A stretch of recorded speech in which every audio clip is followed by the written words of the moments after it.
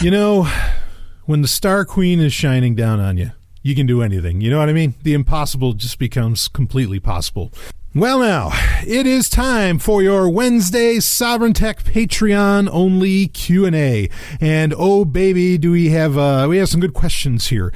Actually, you know, I'm running into where, and I've loved the opinions and the assistance that all of you, the executive producers, the patrons for Sovereign Tech, have offered me, and got great reviews for the 1 hour version of Sovereign Tech. People really liked, or, you know, they didn't mind, it seemed anyway, and they thought it was a great episode. The recent episode was that 305, where, you know, we cut it back, as I was saying that I would do, and I put the vote to you, the patrons, to the executive producers.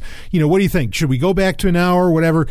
So I did the 1 hour episode, and so far people are loving it. And there hasn't been any real, I haven't noticed any hit as far as listenership didn't go down or everything looks on track. And you know, the feedback I've gotten from you has been, wow, that was dynamite. In fact, it didn't even feel shorter. It just felt like Sovereign Tech coming out. Perfect. Great. Then that's exactly what I want. But your comments, anytime that I've asked for an opinion or, you know, some kind of assistance with something going on Patreon, you've all been right there, and I really appreciate that. It really helps me out because we're trying to get Sovereign Tech, again, part of all of these changes is to get Sovereign Tech to the next level, right? And so, you know, you're really helping do that. Something I do want to ask you as well is, so I got a couple questions. One of the questions has to do with Sovereign Tech Prime, so that's fine. I can talk about that here. But I did get some questions about the user podcast. Now, and I've gotten questions recently about Game Talk and all that. Now, here's the rub. Okay, this is what I need to know, is that those two podcasts specifically, Game Talk for right now and User Podcast forever, are in the $5 tier, not in the $1 tier that this Q&A appears in. Do you think I should do like a $5 tier Q&A once a month, maybe, to answer questions that people have about User Podcast? Because I think like covering stuff that not everybody that listens to this can hear doesn't exactly, like, I don't know, something feels off about that. It doesn't exactly make sense. So if you want to let me know, do you think that doing like just once a month, it wouldn't be every week, okay, but once a month, doing a $5 towards the end of the month, doing, you know, a Q&A that's just about User or Game Talk or any of the other $5 content. In fact, I got one question here that I want to get into that I think is it's broad enough for everybody, but it's also based off of one of the Sovereign Insights, which is also $5 content. So I'm getting a lot of questions about this stuff. So you tell me, do you think that I should do a once a month Q&A that only answers questions from the $5 tier, and then that would only be available to, you know, the $5 tier, $5 and up? Or, you know what, you tell me what you think the alternative could be, where I do go ahead and cover them in the Wednesday Q&A. I mean, because I'm getting a lot of questions, all right, and I want to address them, but then also I want it to make sense for everybody else, and not everybody's in the higher tiers. So not exactly sure what to do as far as that goes, but you know, you tell me, and I've really appreciated all of your feedback. I've implemented a lot of what some people have said and suggested, and I'm honored by that. So, and I really do love hearing from you. But anyway, so there's that. And with that in mind, I do want to talk a little bit about User, just quick, just because a lot of people had this question. So some people, all right, first off, a lot of people are, you know, within the $5 tier and up, loved the second episode of User. There is going to be a third episode, or there is going to be another episode coming out this month in December. Yes, it will come out this month. The script is already pretty much half written. Okay. And it is a scripted show, a heavily produced and scripted show. Okay. So, you know, I want to make sure you're getting your money's worth here. And so far, everyone says that they have, and they've really enjoyed it. So the second episode was Solar Tales, which had to do with the sun. And those that listened know exactly just how important that subject is, as to where everybody else is like, well, why would I want to hear a podcast about the sun? Oh, contraire.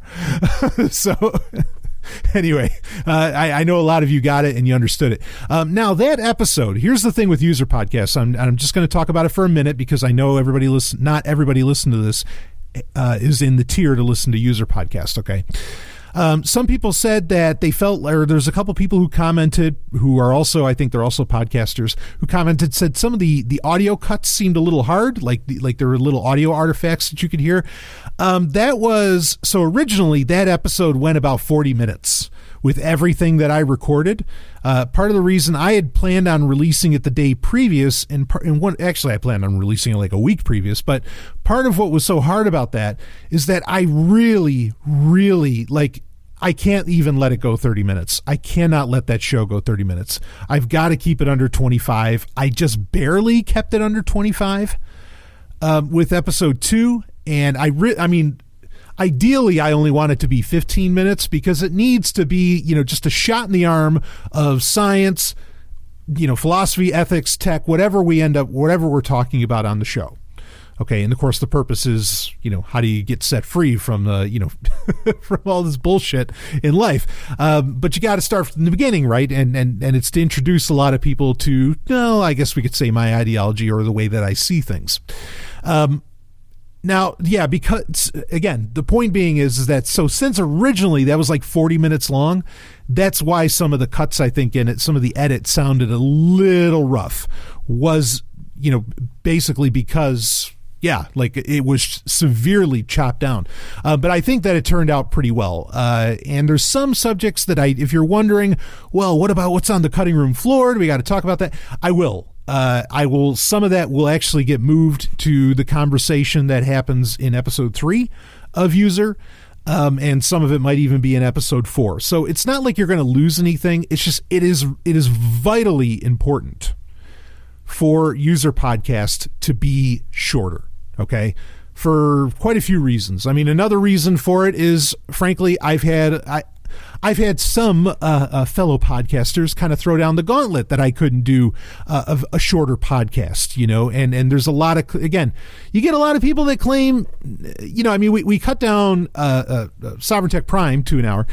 I hear a lot of people claim that, they love a good, quick 5 to 20 minute podcast, and that's all that they want. I think it's different strokes for different folks. I like longer podcasts. Personally, I like much longer content. I don't like the quick fix. I'd much prefer, but I get it that some people do think that. And so, I'm kind of answering that challenge, but then also there is, again, User Podcast eventually, at least certain episodes, it's going to be available more openly. Okay. And that's far down the line. And I mean, we're talking like a year away, way far down the line. All right. The User Podcast even gets there. User Podcast, the latest episodes will always be, Patreon exclusives, but at some point, and again, we're talking very, very far away. Okay. So you want to be a patron listening to it. And I've already talked to the patrons about this, that, at some point I'd like User Podcast. I want to get people on board with this stuff. I mean, this is my baby. This is my kind of my cosmos that I'm creating here. But I want it to be fast and information dense so people can get it and they can move on. They can get it integrated if it resonates with them, and then move on. That's kind of the point. So yeah, even though there was like a 40-minute version, I don't think I'm ever going to release like a director's cut of that. But that's where some of the hard cuts, if you heard that. And at some point, if I do go to where I release them more openly, eventually with User Podcast, I will get into a flow where, there's a certain style, a certain format that it'll have more likely. Like certain sound effects will be there and everything, which everybody loved the sound effects and the little bit of story at the beginning and all that. I'm glad you enjoyed that. When I have all of that and when I make it more open, I might do like kind of remastered versions where I would go back and put in what will eventually works and comes together, the usual format that show will find. Again, it's got to find its stride. It's only 2 episodes deep, and with the 3rd coming very soon. Then I might go back and remaster that a bit, and then I could clean up some of those audio artifacts and everything. But for right now, as it is, only a couple people really mention it, but they did mention it, and that's why, is because there were a couple of really hard cuts where it was tough for one or two of those audio artifacts to not appear. But in the future, maybe I'll clean it up when we do some kind of like, hell, I don't know, some box set release or whatever of User, which I think would actually be really fucking cool. And I think people would really love, which is kind of the, plan at some point. But if you want that now and you seem to be loving it, you got to be on board, with doing the $5 tier as far as Patreon goes. Now, another question, little shop talk here before we get into a couple of our bigger questions. Another question is I had a few people ask me this over time, and I never really addressed it. And while we're talking about shows, and since we recently changed up the format, I guess it's a good time to ask it or to answer it. And that is, a lot of people wonder why on Patreon I double post the Sovereign Tech Prime episodes. Very simple answer. Originally, I didn't put the Sovereign Tech Prime episodes in the Patreon feed. About a year ago, I started doing that, or I asked the patrons, the patrons, I said, do you want like everything in one feed? Like, I'll put the Prime episodes in one feed. And everybody's like, oh, fuck yeah. Yeah. Give us just one feed with everything in it. And great. Okay, so I did that. The thing is that also sovereigntech.com. So to do that, I have to post that in, where it goes only to the patrons, right? Now, the thing is that for a long time, the Patreon page was really my main web page. Okay. And in fact, sovereigntech.com to this day still goes to just the Patreon page. If somebody's looking for the show and they go to sovereigntech.com, taking them to the Patreon page is to, entice them to become a patron, right? But also, I want them to have something there that they can, that they can do, that they can interact with the show or click on the show or whatever, okay? So the reason that I double post is that one of the first Sovereign Tech Prime posting is the one that only goes to patrons and it goes into the Patreon feed. The second post, the double post that you see, is just shared from SoundCloud, okay? And that's the public post that anybody can access and listen to right on the Patreon page without actually being a patron. And there are a lot of people that follow me on Patreon. They're not patrons, but they follow me on Patreon. And I do that for a couple shows too, where because you can just follow them, even though you're not going to get the Patreon content, but if there's ever public content that comes out, you can get access to it. Okay. Or you can get a notification about it. And I do that. So that's why there's a double post. Very simple reason is that one of them is for the public, the other is just for the patrons. But they're the only ones. The Sovereign Tech Prime episodes are the only ones that I ever double post like that. So, I mean, because it's handy, because I'm not on social media at all. So if a show's going to be like significantly delayed, or if there's some kind of schedule update, or if there's something going on, whatever it happens to be, I can make a public post on the Patreon page and people can see that and look at it.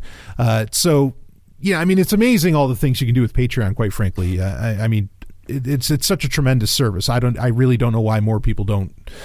Well, I don't know why there aren't more competitors, that take on its mold, especially ones that have, that take cryptocurrency and so on. I think that would be dynamite. But that's it. Very simple reason. One, it's double posted because one is for the public, the other is just for the patrons, and that's the only way I can make it so that it will show up in your Patreon feed. Because if I just do the public one that's shared from SoundCloud, then it's not gonna show up in your Patreon feed. So that's the way that happens. Okay. Now I might be able to do where it's like a fully public post, but I'm uploading it, and then it could still show up in your Patreon feed. But the problem with doing that is that if the patrons alone want to interact with the episode, it puts the interaction behind a paywall, which I think is kind of important as well. Okay. So that way the patrons aren't being bombarded by, other people or something like that. So that's the purpose behind the double post. No other reason whatsoever. Very, very simple affair. So anyway, let's move on to, let's get into our questions. We got a couple of good ones here. So this first one is in response to, well, actually, a lot of times it's not just a response to a Sovereign Insight. So Sovereign Insights is something, again, for the $5 tier where I do a breakdown of I don't have a breakdown. I do a breakdown of some kind of some kind of historical topic. It's generally all history, or either that or like if there's some new archaeological find, I'll talk about that and whatever. Anyway, so recently, my most recent Sovereign Insight was about Pan-Babylonism, which is the basic idea that, and I've talked about this before on Sovereign Tech, I just never made my full case or gave all the details on how this works, which is why I wrote up the Sovereign Insight, that with the Bible, with, the Old Testament if you're Christian, or just with the Bible if you're, anyway, that's really all it should be called. That the book of the first 5 books of Moses anyway were lost. Okay, they were lost to the Israelites, thousands of years ago. And it wasn't until a guy named Hilkiah, under the reign of King Josiah, ends up finding the book. But the thing is, he didn't find all 5 books. He only found the book of Deuteronomy. And so where did the other books come from? Blah, blah, blah. That was kind of the case that I made in that. Now, I've talked about that before. And often when we're talking about, we had a question about Lilith a little while back for the Wednesday Q&A and so on. And I've brought it up many times. And often when I'm talking about the Bible or what the Christians would call the Old Testament, I will just use the term Torah. So this is the question that I got from the person. And I want to read it, and then I'll explain it. So here goes. I kept meaning to ask you something. Just remembered now, seeing your November insight on Pan-Babylonism. I've heard you use the word Torah multiple times as a synonym to the entirety of the Old Testament. Is this an American Jewish colloquialism or something? Torah is the Pentateuch. Then there's the Nevi'im and the Ketuvim, all 3 sections being the Tanakh, which I'll explain what Tanakh is, in a second. I know it almost sounds Klingon, right? He goes on to mention a few others, including Mishnah Torah and so on. But then he brings up about how Deuteronomy has its own name and how interesting that is, considering what I was laying out in the Sovereign Insight. But anyway, he said he'd never heard of Torah as a more general reference to the Bible. Curious. So, I'm Jewish. I don't think this person will mind if I say he is Jewish as well, the person that asked this question. I'm ethnically Jewish. I don't think he's a religious practitioner at all as far as that goes. So as far as using Torah to mean the Old Testament, I don't know if that's an American thing. I'm not really sure that's wholly American. It is interesting that when you go to the Wikipedia page, not that this is where I learned to talk about this. I'll explain more of my history with the term Torah and what all that can mean, and we'll break some of this down. But Torah, here, I'll read right from Wikipedia. Torah has a range of meanings. This is the very first line when you go to Wikipedia about Torah. Not that Wikipedia is the grand source of all knowledge or anything. It certainly isn't. It can most specifically mean the first 5 books, or the Pentateuch, right? Which Pentateuch is just Greek for 5 books. And then of the 24 books of the Tanakh, which I'll explain more about that in a second, and is usually printed with the rabbinic commentaries. It can mean the continued narrative from the book of Genesis to the end of the Tanakh, which is the book of Malachi. And it can even mean the totality of Jewish teaching, culture, and practice, whether derived from biblical texts or later rabbinic writings. Common to all these meanings, Torah consists of the origin of Jewish peoplehood, their call into being by God, their trials and tribulations, and their covenant with their God, which involves following a way of life embodied in a set of moral and religious obligations and civic laws, of course, which is halakha. But anyway, I'm a little rusty with my and Hanukkah was just here, or is still going. Anyway, oh boy, believe me. You know the deal when you're getting those text messages when everybody's happy Hanukkah and all. Well, anyway, so when I was brought up, now when not long after that I had my bar mitzvah, my parents converted to Christianity. They became Seventh-day Adventists. Now before then, when what I would learn at Sabbath school, at Temple, was basically the rabbi that I learned from. He would use Torah in the last sense that Wikipedia gives off here, which is that it's the totality, of all Jewish writing. All right. Like Torah would, I think for him, Torah would even include like the book of Zohar, and so on, even like Kabbalistic works. So now, I mean, sometimes there's also a term, which is one that the question asker into Sovereign Tech didn't mention, which is Talmud Torah. That's also a popular one to bring up, where that you're talking about Torah and the Talmud. Now, when you say Talmud Torah, and I've used that a few times myself, that is, I think, maybe the best way to describe when you're talking about the entirety of, or more so, the entirety of Jewish thought, Jewish writings, and so on, because then that you are not only talking about Torah, but you're also talking about the Mishnah, right, the oral Torah. You're talking about Gemara, which part of the oral Torah, and you're talking about the Talmud itself, which is this huge commentary, right, on the whole damn thing. So, I get it. Like I don't know where that became a thing. I don't know when saying Torah referenced everything, and it's a tough. I'm thinking about it as to how that became such a thing. And I suppose I could have done a Google search, but I was just thinking about it myself to get my own, what's in my own databanks, okay, before I go to a search engine or something to try and figure this out. But I was thinking about it, and Torah might best be specifically about the first 5 books, the 5 books of Moses, right? And that has other terms too, right? Like Chumash and so on. So, because Torah is talked about in the book of Psalms, okay? And in fact, that's where the verse comes from, that Torah has always been, always will be. Torah existed before creation. And that's a very weird verse, but that is referenced effectively, within like the books of David, shall we say, which take up, when you talk about the Tanakh, which the Tanakh is effectively what the Christians would call the Old Testament. As to where Torah can more specifically just reference the first 5 books of the Bible, the books of Moses, the Pentateuch, the Tanakh every time is clearly referencing and they're in a different order. Like you have the writings, you have the prophecies, and then you have the books of Moses and so on. Like, I mean, that the Tanakh breaks it up. In fact, the Old Testament, what does it do it in, like 36 some odd books is compared to 29, or is compared to 24 that the Tanakh breaks it down into. Like there isn't necessarily like a 1st and 2nd Kings and so on. It's just Kings.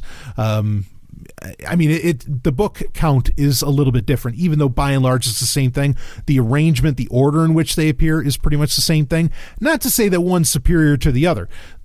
Again, I've brought this up many times. The book of Job is actually the oldest book we have as far as like writing date, and as far as, other than what's talked about maybe in the book of Genesis. I mean, it's kind of a question where the book of Job sits. In fact, there used to be, who was it, Nelson, right? Or is it Nelson? Thomas Nelson, the ones that do the New King James Version of the Bible. Anyway, that publishing company, they came out with, over a decade ago, they came out with a chronological Bible, and generally I think it was in the New King James Version that they would do it because they were really hot on that damn thing. Or they released an NIV version of that as well. And it is a weird fucking thing to read. I'll say the Old Testament because that would also have the New Testament in it. But to read the Bible in chronological order is strange. I mean, it is like you suddenly realize, I mean, it's a bit of a shock, especially, if you know your Bible very well, when you go, wow, when I read this chronologically, this is a damn mess. So, which that gets into some very, very interesting, you get some Kabbalistic commentators, some rabbis, some very famous rabbis who would commentate on, like, say, guys talking about like the book of Bahir and so on, who they would come in and say, well, actually, the whole Torah is out of order. And if it were in order, we'd have problems. Like weird shit would happen. Okay. So I say all of this. My point being is that, neither the way the Christians have the Old Testament laid out, which they more base it upon the Septuagint, which the Septuagint is just the Greek version of the Tanakh. Okay. and Septuagint just means 70, right? Because it's a reference to the, to the 70 translators. Just kind of like this really amazing holy story about all that. But regardless, they base it upon that as to where the Tanakh supposedly goes more off the Masoretic text. And yeah. I mean, people don't know. Like, you gotta love the King James only crowd, right? I mean, for those that don't know, there really is this, it's called the King James movement, okay? Where you have a lot of Christians, what they would call themselves Bible-believing Christians, right? Who think that the King James Version is the only inerrant word of God. And that's the most laughable fucking thing that I've ever heard in my life, because, well, then, wait, what about the different versions that people who speak Spanish use? Or, well, maybe those same people would say that the Spaniards are, I don't know, a lesser race or something. But like, it doesn't, like, I mean, when you realize how many different fucking versions there are of these texts, the idea that it is the inerrant word of God is mind fucking boggling. You understand? Okay. And even within Judaism, there are texts that are considered pretty much older, at least chronologically. Now, like I said, yeah, the book of Job is the oldest like written word that we have. That is part of the canon, part of, the Tanakh or Old Testament. But obviously, there's events in Genesis and so on that take place before then. But, you have people who talk about, Sefer Yetzirah, the book of creation and so on, where these are considered very serious and legitimate parts of the Jewish literary tradition, okay, the rabbinic literary tradition, that are dated to, there's all kinds of claims, right? But the claim is that these were books that, or writings that Abraham had. So they go that far back, It's a very confusing bit of business, okay? And throughout the Sovereign Insights, and actually we will eventually get to it in user podcasts, I'm going to try and have it make sense for you. It's very tough to discuss in one question, and not they're necessarily asking this, but to discuss it inside of 1 hour. I mean, it is a massive exploration about how all of that works, okay? I mean, like, when did the Tanakh become a thing? There's argument around that. There's people who say it wasn't until the 2nd century, CE, or they say, actually, no, it was during the Hasmonean dynasty. It was in the 2nd century BCE. Well, which is it, So there's arguments around all of this. And who do you believe? Well, what would the Christians tell you to do? They'd say, well, you pray to God and the Holy Spirit will tell you which is right. Yeah, but the guy next to me also prayed to the Holy Spirit and he came up with a different answer. So which one of us is right? Are you saying he doesn't know how to pray? How do I know that I'm the one that knows how to pray right? Maybe a demon told me. The logical problems around all of this. Okay. I'm not saying there isn't some kind of truth within these books, and I think there is some genuine history as well. But fuck, people, come on. just an ounce of critical analysis, of textual analysis on this stuff, and you can't walk away saying that's the inerrant word of God. I mean, and especially to think that the fucking King James Version is the only one, like that somehow God just touched those translators. And I mean, because there's so many problems with the King James Version, King James translation. I mean, there's massive problems. Like they added in verses, that they almost literally pulled out of their ass. Read the history of the King James Version of the Bible, and you'll just go, what the fuck? Like, where did they get that? It's, and then to say nothing of, a nice thing when you have the Tanakh, okay, or the Torah. So, I mean, to answer the question quickly, Torah can mean everything, okay? I agree. I would like more precision in when I talk about it, where I would like to say, I'd like to reference the Pentateuch, or if I say Torah, I think that should just mean the first 5 books of the Bible, because the later parts of the Tanakh clearly reference Torah, talk about Torah as if it's a previous thing. So to call everything Torah, I do think is inaccurate. I agree with you. Like I don't think that necessarily works, but I was brought up to talk about it that way. And at least for the English speaking audience of the world in general, people know what you mean when you say Torah. They assume that you're Jewish and you're talking about the Old Testament, right? Because supposedly there's a new one. But if you say Tanakh, they have no idea what you're saying. They like I said, they think you're speaking Klingon. So that's the only reason I use Torah in the broad sense. Yeah, is what I was brought up to think as well. But the main reason is that it's the shorthand for radio. I think that kind of makes sense. But I would like to have more precision in that. And maybe going forward, I will have more precision in what I'm saying. So I appreciate you bringing this up. But where was I going to go with that? Oh, yeah, commas. Okay. So I recommend, if you're a Christian, and I know I have Christian listeners, okay? If you're a Christian, I recommend pick up a copy of the Tanakh. All right. You can get them. They have the nice, they're like $30. You know, it'll look a lot like your Bible where, you know, it's black, it has kind of the leather bound and the gold lettering and everything. It'll be really thick though. It'll be like twice as thick as any other copy of the Old Testament or maybe even the entire Bible that you have already.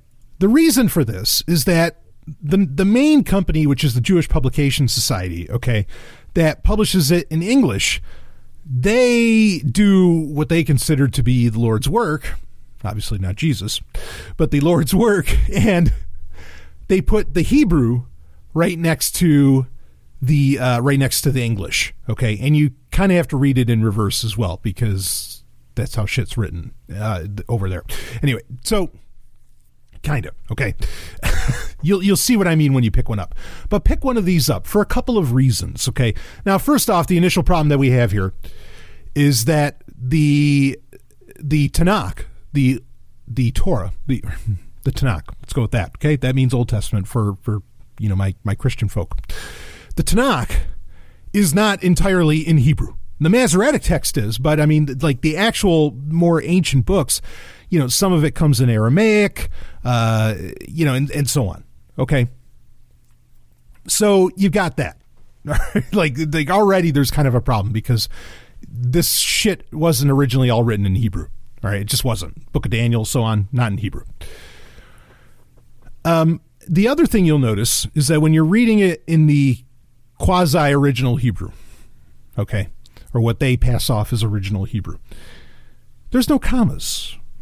Also, let's keep in mind that like chapter 1 of Genesis, or in this case it'll say Bereshit, chapter 1, verse 1, you know, in the original scrolls, there's no chapter 1, verse 1. Like this whole numbering system is made up, along with a lot of the punctuation. It's made up. This leads to so many problems, okay? Because you would think that punctuation doesn't really matter, but let me fucking assure you it does. One of my favorite verses to run with this, and this isn't even with the Hebrew. Hell, this is with the Greek. Let's go with the New Testament example, okay? And I've mentioned this before a long time ago on Sovereign Tech. I don't know if I've ever brought it up recently, but regardless, I'll mention it again here. So in the Gospels, in the New Testament, when Jesus is on the cross, okay, and he has the two thieves, right? One to the left and one to the right. One of the thieves doesn't give a shit. The other one is looking for repentance. And he goes for it. And Jesus says to that thief, says, I say to you today, you will be with me in heaven. Okay, that's the basic gist. Here's the thing. Because punctuation is such a funny thing, and you don't really get it in a lot of these more, you know, ancient languages, okay, where you put that comma, either before or after the word today, has vastly different meanings, okay? Because if Jesus is saying, I say to you today, comma, you will be with me in heaven, then it's Jesus saying, okay, I'm telling you today, on this day, that, you know, you will be with me in heaven. Not that you're going to be with me in heaven today, but I tell you today, okay, I tell you on this day, I am declaring on this day, you will be with me in heaven. Now, if you have it say, I say to you, comma, today you will be with me in heaven, that suddenly changes the complete meaning of this. Suddenly you go from where, you know, you're not sure, you know, Jesus is just kind of making a declaration to Jesus is saying, guess what? After we die, you and I are going to be in heaven together. He's saying right now, this day, today, you're going to be in heaven. And the funny thing is that that's kind of not possible, right? Like if Jesus didn't rise up again until, you know, whatever, until 3 or 4 days or 3 days after, right? On the third day, right? He rose.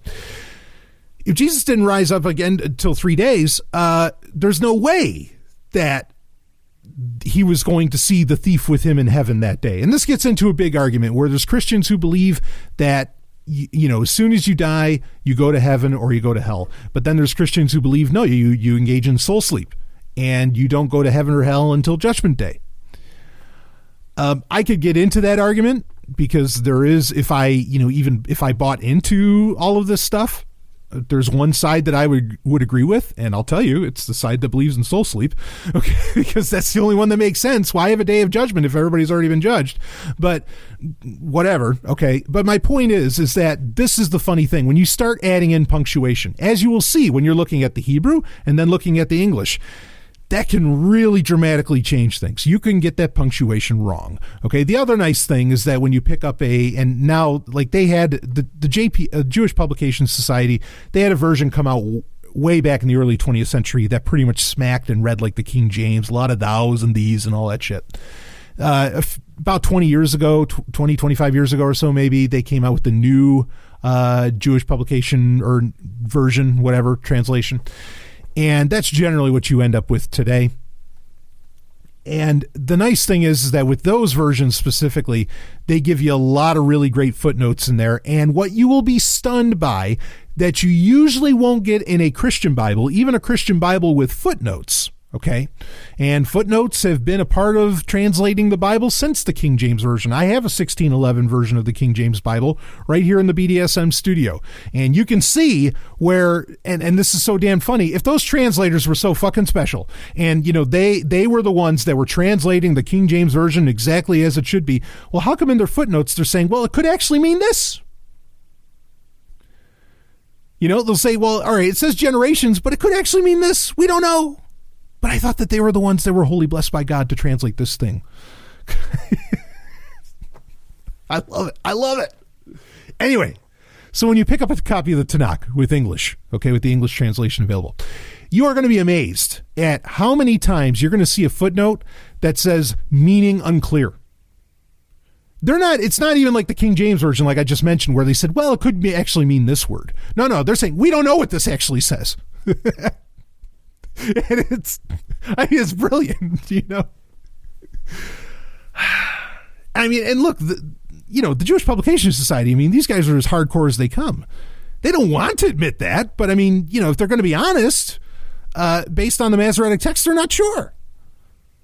And we don't have all the autographs for everything. I mean, that was the whole point that I was making in Sovereign Insight, is that, like, look, people, we really don't know that this is the stuff that supposedly God said or inspired Moses to write or whatever. And how the hell did Moshe write his own death? You know, I'm not trying to convince you to become an atheist or anything like that. I'm not doing anything of the sort. I'm just telling you that there are huge problems that you don't even realize that are a part of the text, and you can have faith.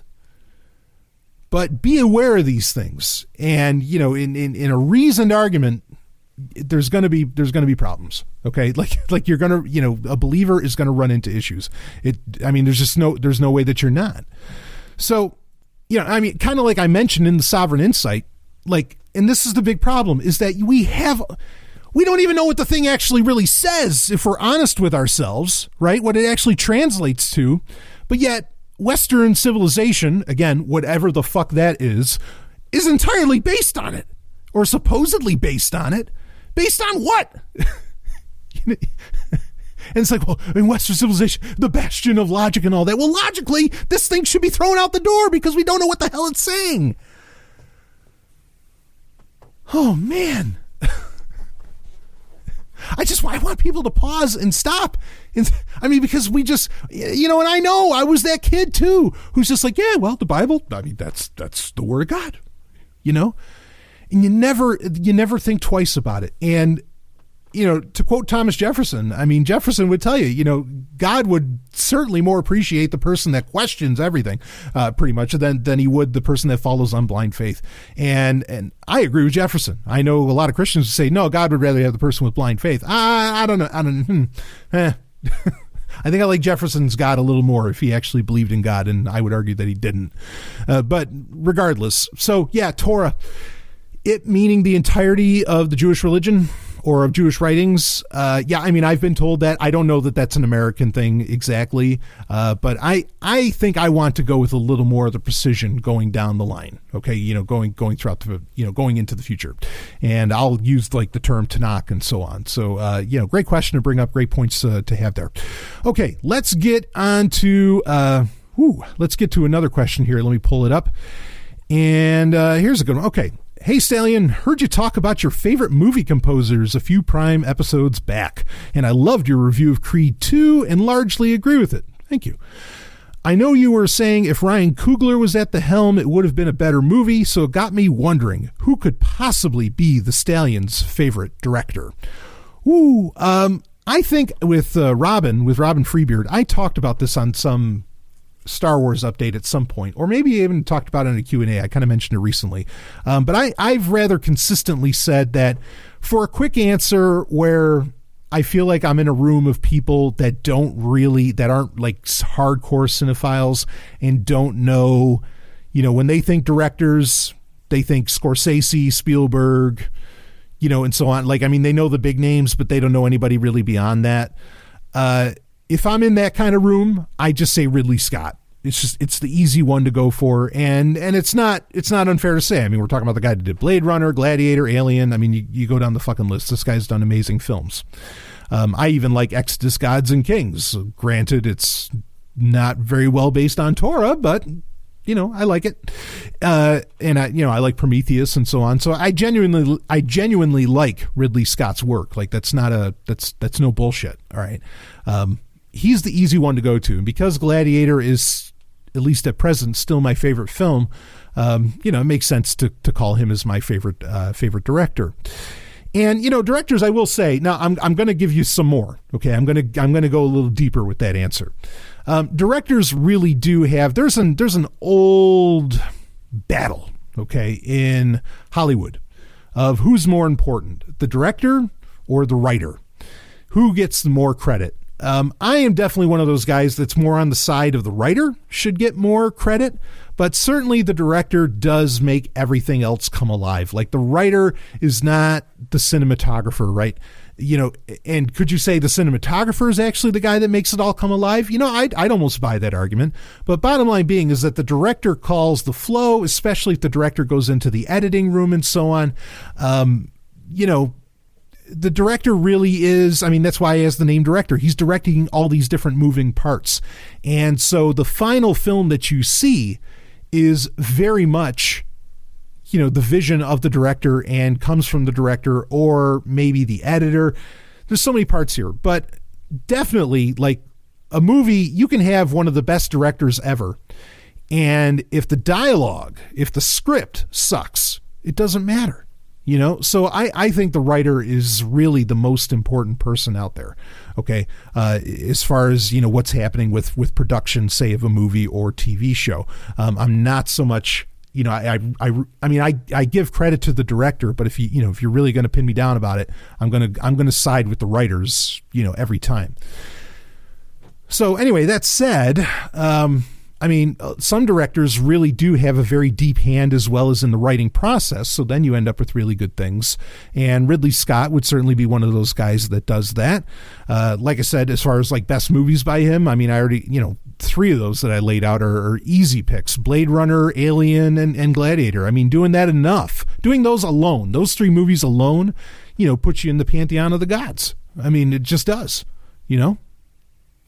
So, but I'm going to go a little deeper on you. And my actual favorite director is Paul W.S. Anderson, who his movies, when I list them off, will be nowhere near as prestigious, but not unrelated, actually. So Paul W.S. Anderson he's a guy who will also be in the writing room and the editing room. He is a director that is in every part of what's going on. He's just really knee deep in it. And he's a guy that I think he's a very versatile director and writer. I do think sometimes he might, if the studios are really like telling him what to do, unfortunately, I think he might really listen. And that's that's kind of sad. For example, he made one of the, really one of the worst movies I've ever seen, which was Pompeii. And I don't know who was telling Paul W.S. Anderson what to do with that movie, but we're talking about Pompeii. This should have been one of the sexiest movies of all time. It was as tame. I've seen Christian movies made by Christians less tame and sexier than that movie. We're talking about Pompeii. This is where all the brothels were in Rome. What the fuck?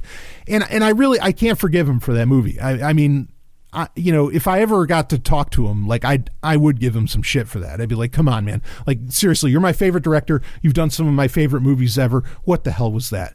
So, but anyway, Paul W.S. Anderson, he made the last, 6 Resident Evil movies, which I love those movies. And I mean, I fucking love those movies. He made Mortal Kombat, the movie, the first one. That was actually great. And yeah, it's great. Mortal Kombat Annihilation. Yep, that sucks. But Mortal Kombat, the movie, fucking awesome. He's done the Death Race movies, the newer ones. And I mean, he's just done a slew. He also did Soldier, which is a side quill to Blade Runner. And I thought he did a phenomenal job at that. That's one of my favorite movies of all time. I mean, it really is. Kurt Russell just knocked it out of the park in that. That is, I'm not kidding. That is top-notch acting. I mean, brilliant fucking acting. And Paul W.S. Anderson and Ridley Scott, like they're always kind of, I mean, the other thing is Paul W.S. Anderson's also kind of responsible for Alien vs. Predator. So one could almost argue that he's the poor man's Ridley Scott in a way. Like I think that, I think one could make that argument. And maybe that's why I like him, because I recognize that he has like Ridley Scott's kind of style and will play in Ridley Scott's universes and so on.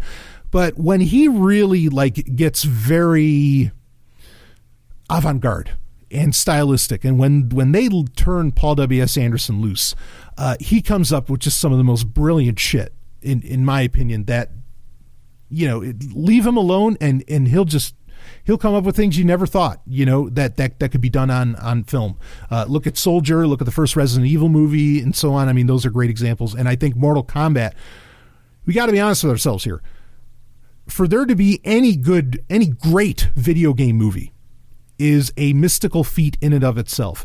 He did the first one. He did the first great video game movie.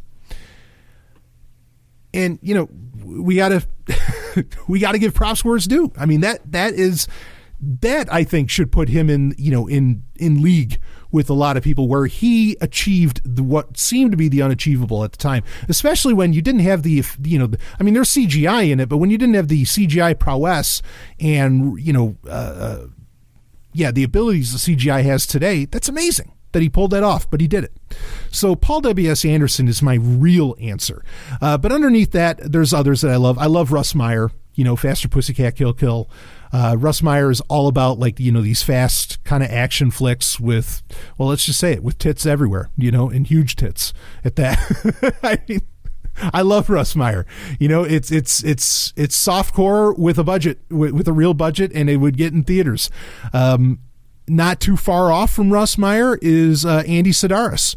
Andy Sidaris, best known, he did his the Lethal, or Ladies of Lethal, or the Lethal Ladies, right? He was kind of like the reincarnation in a very real way of Russ Meyer, where he did these high budget films where he would get Penthouse, Playboy Playmates. He'd get the gals from Penthouse and so on throughout the 80s and 90s. He'd be getting Julie K. Strain, Julie Smith, and so on. And they would all be playing these, these spy flicks that had fair budgets for their day. And it was just, sex and boobs and everything else going on. I mean, I can't tell you how much I've dedicated actual episodes of Sovereign Tech, particularly the Sovereign Universe episodes, to Russ Meyer, but I could just as easily dedicate them to Andy Sidaris. I remember renting like Return to Savage Beach, Day of the Warrior, and so on from the local Video to Roll, which was the VHS rental store. And the nice thing is that these movies they didn't look like porn. They didn't even really look like softcore porn. And I'm not saying there was the best acting or was the best writing in these movies or that they had these like tremendous scripts or anything. They didn't, but there was just such an over-the-top style and ridiculousness to them, even though they're trying to be pretty serious, that you couldn't help but love them. I mean, like Buff Bagwell, the wrestler from the, who's in the NWO, which, NWO for life, baby. But, he was in these movies and everything. But I remember, so they would have those movies out where anybody could rent them. You didn't have to be 18 plus. So when I was like 16, and I'm going to rent these movies from Video to Roll, I'm like, ooh, sexy stuff. And you watch that, and those are like the first sexy films I can ever really remember seeing, outside of something that, I might have happened to catch on cable or something, but that I was like really intentionally wanting to watch. And I just thought that it was amazing. And I'm like, whoever this Andy Sedaris guy is, he's fucking God, So I love Andy Sedaris. Granted, Andy Sedaris, those 12 movies, he might not have actually directed and written all of those. It's kind of a well-known, kind of an open secret. But anyway, the nice thing is that you can get like all of Andy Sedaris' films. You can get those 12 movies. I don't think they'll ever come out on Blu-ray, but you can get like the DVD collection with all of them for like $7-8 on Amazon. It's amazing. But yeah, I'm a huge fan of Andy Sedaris. Just a lot of fun, those movies. So I sort of gave you 4 there. I got to tell you, if I'm going to round it out to a top 5, I do love George Lucas. I really do. I'm just going to say it. And he can't, he might not be able to write dialogue very well, but I like his direction style, because his direction style is straight to head and grandiose. Okay. And what I mean by that is he doesn't do a lot of fancy light tricks. He doesn't do anything like that. He wants you to see every detail, and he wants it to be the widest fucking pan that it could possibly be. Okay. And everything is literal, and what you're seeing is what you get and all that. And it's when you can create the richness of worlds that George Lucas can, like with Star Wars, I don't know, like it's beautiful. It's really beautiful to see all that. Now, I can appreciate like what Irvin Kershner and Richard Marquand and so on, would do with Empire Strikes Back, Return of the Jedi, and whatever. But to just have that pure openness and see every detail and everything, there's a beauty in that. I mean, there really is. So I actually, I get it that, like Harrison Ford said, George, you can write this, but we can't speak it, or we can't say it, talking about the dialogue that he would write. I get it that that's shitty. I'm not arguing against that at all. I have my problems. I have my beefs with George Lucas, no doubt. But I do think George Lucas actually is a hell of a director. I really do. I think he has a style that is rare, and that's actually ballsy to not, play up so many tricks. And I mean, this is the thing you got to understand with George Lucas. What a lot of directors would do is that they would, a lot of directors like, your Kubricks, whoever else, they would play, and well, let's keep Kubrick out of this. He's on a whole other level. Take your pick of the director. They would play, even Irvin Kershner, they would play tricks with lighting to maybe hide something that they kind of want to hint at, or maybe that the effects, the special effects boys wouldn't be able to actually put together for you to see.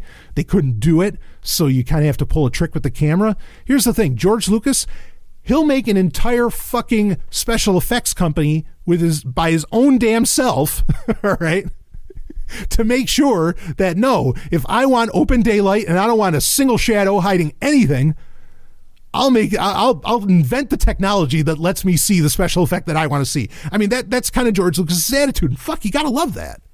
I mean, you got to respect that. And so I really do appreciate, I mean, and granted, again, the greatness of the original trilogy of Star Wars films, you can debate how much that has to do with George Lucas, right? Because how much of that was the editing room that solved that problem, and George wasn't there, or George wasn't the one in charge, shall we say, right? I'm totally open to that. But I do like George Lucas's direction style. I really do. With the prequels, I like that just in your face, you're going to see it all, and I'm going to make sure you can see it all. And, I can dig that. But anyway, so yeah, there's a good top 5 as far as directors go. I think it's cool. Stallone's a fine director. Seriously, I'm not joking at all. Staying Alive, I think it's a great movie. Not Saturday Night Fever, Staying Alive. I don't like Saturday Night Fever, but I do like Staying Alive. So, okay, anyway, all right, we got a couple questions in. We talked up some stuff. Why don't we get to our album of the week? And this album of the week, we got a beauty, quite frankly. And it's by Tina Guo. I think I'm pronouncing her name right. Tina Guo, she's a Chinese-American woman, young woman, who, well, not that young. She's younger. She's been around for a good while. And she has like 7 or 8 albums out there. I remember the first album I heard by her was Eternity. She is a cellist and an electric cellist as well, which I didn't even know that was a thing. But this is someone who is, she's got a lot of style, kind of similar to Lindsey Stirling, but in this case, instead of the violin, it's the cello, right? But she delivers, and honestly, she's a very sexy woman. And she plays that up, and she gets into full costume and everything. There's a lot of style, but there's also a lot of substance there. Last year, in 2017, she came out with an album called Game On, where she does, as you can assume, video game music, but with her, style with the electric cello and so on, and, just her usual brand of grandiosity. And she does Zelda, she does like stuff from Final Fantasy VII, a lot of the bigger stuff that she would do. And I think it's a fantastic little album. She even does Chrono Trigger. She does Pokemon. She does things from The Witcher, Metal Gear Solid. It's very much a greatest hits. In fact, her rendition of the Tetris theme is brilliant. I love this album. I love this kind of independent. She's not a one-trick pony, but she's certainly best known for her cello work. And I like that, kind of like the Lindsey Stirling, and so on, where it's a person who's just, they are a master or a mistress of their craft, and they put all that together and with some theatrics and everything, and you end up with, just a really, really beautiful presentation of some of the best music, that's ever been written. Again, she'll do her own stuff too, much like Lindsey Stirling will. So if you want to check out the entirety of Tina Guo's work, it's Tina, Tina, and then Guo, I think. I totally recommend her entire discography. It's all fantastic. In fact, when I caught Eternity, and what made me think of her again is she did a single of where she did the Wonder Woman theme. And the video and everything for it was amazing. It was really, really great. But then I found her album for a video game music from last year, which is, again, called Game On. And I was just so impressed. I said, oh, yeah, there's our album of the week right there. Honestly, it was sexy. It was so hot. So there you go. Tina Guo, Game On from 2017. You definitely want to check that out. Something a little different. It's not my usual synthwave or or metal or soundtrack or anything. It's kind of a soundtrack, but you get my point. A little something different. So, all right, that'll wrap it up for our Wednesday Q&A. Please do get in your questions for the Wednesday Q&A. I'm glad you got a ton of them in for like user podcast and game talk and so on. And I want to figure out how to get to those. Do write to me, okay? Or, comment underneath this episode if you want, and let me know what you think. Should I do hell, maybe even do a hangout? I don't know, but whatever. Do a Q&A show of some kind that is only for, the dilettantes of the Triple Black Arts, as I call them, only for that $5 and up crew that's referencing specifically the podcasts that are available to the $5 and up listeners. Let me know, okay? If you want, if you want that, I'll think about that. It might be a nice piece of content, extra content to give people that are giving, again, $5 a month or more, which I'm so honored by. I'm honored by any patron, obviously. I'm not playing favorites here, but like might be a nice piece of content for you to get in bonus. So there we go. Okay. Anyway, it's late at night, even though when this is getting recorded, even though it'll get released later on. I will see all of you on the other side.